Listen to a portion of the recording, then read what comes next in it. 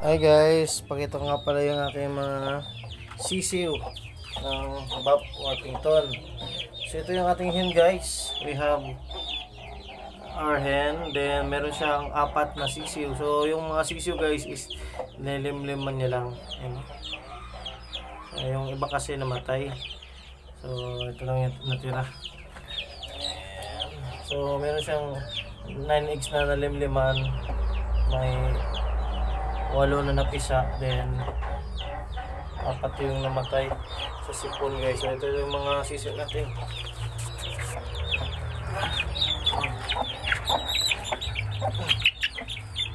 Guys, malalaki na sila.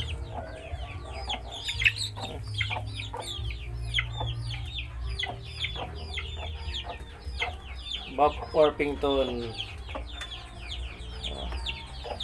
Yung mama guys, napakaganda ang ano yan.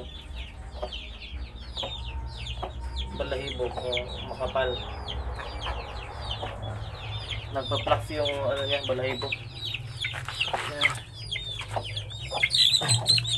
Yung iba may mga sipon.